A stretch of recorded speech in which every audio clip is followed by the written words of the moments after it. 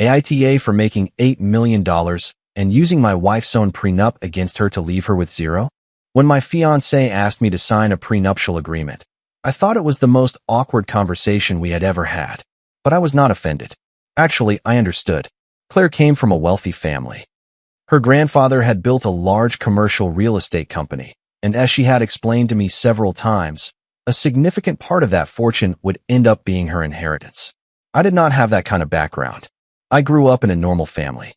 I worked from a young age, and when I met Claire, I was trying to get a small tech startup off the ground that was not yielding many results yet. So when she told me one night that we needed to talk about something important before the wedding, I already imagined where the conversation was heading. We were sitting at the kitchen island of her condo in downtown Austin when she said it. "My family wants us to sign a prenup." She said it in an almost practical tone, as if she were talking about choosing flowers for the wedding. "To protect your inheritance?" I asked. She nodded immediately. "Yes." Then she added something else. "It is nothing personal." They never say it as something personal, but it always is a little bit. Still, I did not argue. "If that makes you feel calmer, it is fine." She seemed surprised that there was no fight. "Really?" "Yes, because at that time my financial situation was quite simple.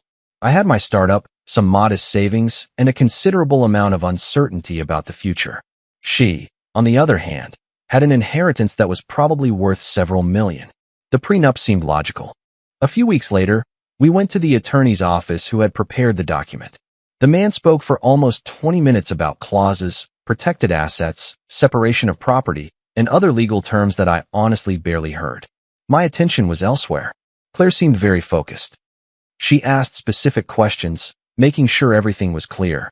I, on the other hand, was thinking about a product launch my startup was preparing at the time, something that if it worked could change my life, but right then it was still just a possibility. The attorney finally turned the document toward me. "If everything is clear, we just need your signature here." Claire looked at me. "It is only to protect what I already have." I took the pen and signed without reading, not out of absolute trust, but because at that moment I simply did not care too much. If we ever got divorced, she would protect her inheritance. It seemed fair. What neither of us knew that day was that a small clause hidden in that document was going to completely change our story. Because 4 years later my startup was sold for $8 million, and when our marriage began to deteriorate shortly after, that same prenup Claire had demanded I sign ended up being exactly the reason why she received absolutely nothing. During the first few years of marriage, the prenup was something we practically forgot about. It never came up in conversations again. It never became a topic of discussion. It simply existed. Our life ran its course. I worked long hours at the startup trying to make it grow. It was not easy. There were months when I thought everything was going to fail, moments when money was barely enough, and days when I wondered if I had taken the right path. Claire, instead, had a much more stable life. Her family supported her financially. She had access to family resources, and there was always a safety net behind her. At first that was not a problem, but over time a difference in how we viewed things began to show. To her, my work was something uncertain, something that might or might not work out. To me it was everything. I remember one night in particular. I was excited because we had finally managed to close an important deal with a major client. It was not huge, but it was a big step for us. I drove home and told her enthusiastically. She listened to me for a few seconds. Then she said something I did not give much importance to at the time. "That is fine, but do not get your hopes up too much." The phrase stuck with me, not because of what she said exactly, but because of the tone. It was not support, it was caution or something closer to skepticism. Those kinds of comments were repeated over time. "Your startup is still very small. You should not rely on it so much. You will always have to be realistic." They were never direct attacks, but they were not words that built anything either. Meanwhile, I kept working. More hours, more effort, more risk. Until finally, after almost 4 years, everything changed. A large investor became interested in the startup. The conversation started out informal, then became serious, and finally reached a point where the word buyout started appearing on the table. I did not say anything at first. I wanted to be sure. But when the deal closed, the final figure was something not even I expected. $8 million. I perfectly remember the moment I told Claire. We were in the living room of our house. I explained everything to her. The deal, the sale, the amount. For the first time since I had known her, I saw her completely surprised. 8 million. I nodded. For a few seconds she said nothing. Then she smiled. A different smile from the ones I had seen before. I knew you could achieve it. That phrase made me think. Because it was not true. She had not said it before, but at that moment I decided to brush it off. I figured she was simply happy for me. And for a while everything seemed to improve. Claire's attitude changed. She showed more interest, more support, and more closeness, but something inside me had already started noticing small details. Comments about the money, questions about accounts, interest in how the profits were structured. Nothing too obvious, but enough to make me realize that something was shifting, and over time that change ceased to be subtle, because when money entered the equation, our marriage began to deteriorate faster than I imagined. And that was when the prenup, that document I signed without reading, reappeared in the conversation, but this time not in the way Claire expected. The first moment Claire brought up the prenup again was subtler than I anticipated. It was not an argument or a direct demand. It happened during a seemingly normal conversation about money. We were in the kitchen one night talking about what to do with the profit from selling the startup. Investments, properties, possibilities. Everything sounded fine, until she asked a very specific question. Where are you going to keep the money? The way she said it caught my attention. In various investments, I replied. Nothing definite yet. She nodded slowly. All under your name. That question was not casual. Yes, I answered. It is my money. There was a brief silence. Then she smiled, but it was a different smile.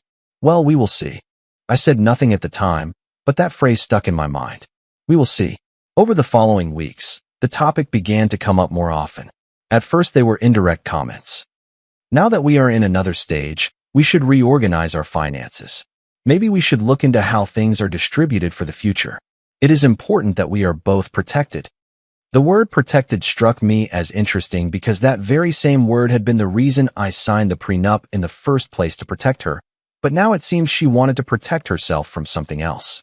One day she finally said it directly. I think we should review the prenup. There it was. What for? I asked. Things have changed. I nodded slowly. Yes, they changed because my startup succeeded. She did not respond to that directly. That agreement was made under other circumstances. It was made because you wanted to protect your inheritance. Yes, but now she stopped. Now what? She took a deep breath. Now there is much more at stake. Right then I understood everything. It was not about protecting what she already had. It was about accessing what I had built. The agreement is still valid, I said. Claire stared at me. It is not fair. That word made me let out a little laugh. Not out of mockery, but disbelief. It was your idea. There was silence. At that time it was different. No, at that time you had more than I did. That was the truth. And we both knew it. Circumstances change, she insisted. And agreements should change too, she added. I shook my head. No, that was the first time the conversation truly became tense. Because for the first time I was not willing to yield. You cannot keep everything, she said. That phrase completely shifted the tone of the conversation because she was no longer talking about reorganizing anything. She was talking about dividing. I am not taking anything away from you, I replied. I am respecting exactly the agreement you wanted to sign. Claire said nothing for a few seconds, then she blurted out something I did not expect. Then maybe this was a mistake. I looked at her. The prenup? She shook her head. The marriage. The silence that followed was heavy because at that moment I understood something very clearly. The problem was not the money. It was that the agreement no longer suited her. And what happened next was when I finally decided to do something I should have done from the beginning, read that document I had signed without thinking. And when I did, I discovered a clause that completely changed the game. That very night, I looked for the prenup. Finding it was not easy. It was stored in a folder with other important documents I had practically not touched since the day I signed it. For years it had been just that, one more piece of paper. Until now. I sat at the dining table, opened the folder, and began to read it for the first time with real attention. Page by page, clause by clause. At first, everything was exactly what I vaguely remembered from that day in the attorney's office. Protection of inheritances, separation of prior assets, individual responsibilities. Nothing out of the ordinary, nothing surprising, until I reached a section I did not remember at all. In fact, I did not remember hearing anything about it. It was an additional clause, small, almost hidden among longer paragraphs, but very specific. And the more I read it, the more sense it started to make. It was a future asset protection clause. In simple terms, it stated that any significant increase in wealth generated by one of the parties would be considered exclusively belonging to that party, as long as there was no direct and provable contribution from the other. I read it again more slowly, then a third time, because what it meant was very clear. My startup, my work, my sale, everything I had built during those 4 years was completely covered by that clause. And most importantly, I had not asked for that clause. It had been included by Claire's attorney, probably as a way to protect the future growth of her own inheritance. But now it worked in my favor. I leaned back in the chair and let out a little laugh, not out of mockery, but irony, because the very document that had been designed to protect her was the one now protecting everything I had built. At that moment, I understood something that completely changed my way of viewing the situation. I did not have to fight. I did not have to negotiate. I did not have to justify anything. The agreement was already written and was legally clear. The next day, I called my attorney, explained everything to him, and read him the clause. There were a few seconds of silence on the other end of the call. Then he said something that confirmed what I already suspected. That clause is quite solid. What does it mean exactly? That if she cannot prove she contributed directly to the growth of your startup, that money is completely yours. I stayed silent for a few seconds. And if she tries to claim something? She can try. He paused briefly, but it is not going to be easy. I hung up the phone with a very different feeling than I had had days before. For the first time since that conversation with Claire began, I had clarity. That night, when I returned home and saw her sitting in the living room, I knew the next conversation was going to be completely different. Because this time I already knew exactly where I stood and what she was going to say next. It was going to make even clearer why that marriage was beyond repair. That night, I did not wait too long. I did not want the conversation to drag on for days or weeks, as had happened with other issues in the past. Claire was in the living room when I arrived. She had her laptop open and several papers on the table. When she looked up, her expression was no longer the same as before. It was not surprise, it was determination. "We need to talk," she said. I nodded. "Yes." I sat across from her and placed the prenup on the table. I noticed how her eyes immediately darted toward the document. "I read it," I said. There was a brief silence. "Good," she replied. "Then you know we have to update it." I shook my head. "No." Her expression changed slightly. "What do you mean, no?" I opened the document and pointed to the clause I had found the night before. "This is still in effect." Claire looked at the paragraph, read it silently, then read it again. And it was at that moment her expression completely changed, because she understood exactly what it meant. "That does not apply like that," she said quickly. "It does apply. You cannot interpret it that way." "I am not interpreting it. It is written." The atmosphere in the room shifted. The tension was now completely obvious. "That clause was meant for something else," she insisted. "Maybe, but then you cannot use it like that." "I am not using it. It is already there." There was a long silence. Claire got up from the couch and started pacing around the room. It was something she did when she was frustrated. "This is not fair," she finally said. There was that word again. "Fair was your agreement," I replied. She stopped dead in her tracks. "At that time it was different." "Yes?" I looked directly at her. "At that time you were the one who had more." She did not answer, but she did not deny it either. Now that it changed, I continued. "You want to change the rules?" She crossed her arms. "Relationships do not work like that. Contracts do." That phrase made her turn completely toward me. "Are you really going to treat this like a business?" I thought for a few seconds before answering. "You did the day you brought that document." The silence that followed was heavier than any before, because this time there was no way to soften what was happening. Claire finally spoke. "So, there is nothing else to discuss?" "No." "You are not even willing to negotiate?" I shook my head. "No." She looked at me for several seconds. Then she said something I somehow already expected. "Then, this is not going to work." I did not answer immediately because deep down I already knew that. "No," I finally said, and for the first time since it all started. The conversation did not end in an argument. It ended in something much clearer, a decision, because what neither of us said out loud in that moment was that this marriage had just ended. The days after that conversation were strangely silent. There was no yelling, no long arguments. None of the drama one imagines when a marriage breaks down. It was something much colder, more calculated, more definitive. Claire stopped trying to convince me. That was the first thing I noticed. She no longer mentioned the prenup. She no longer talked about reorganizing anything. But the change in her attitude was obvious, more distant, more reserved, more strategic. And that made me realize something important. She had stopped trying to change my decision and had started thinking about how to win another way. A couple of days later, she confirmed what I already suspected. I spoke with an attorney, she said one night with almost no emotion. I nodded. Me too. We looked at each other for a few seconds. This does not have to be complicated, she added. We can do it right. That phrase sounded reasonable, but I no longer trusted that tone.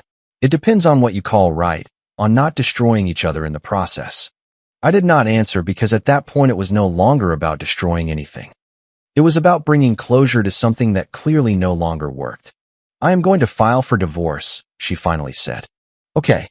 There was no reaction on my part. No surprise, no anger, nothing.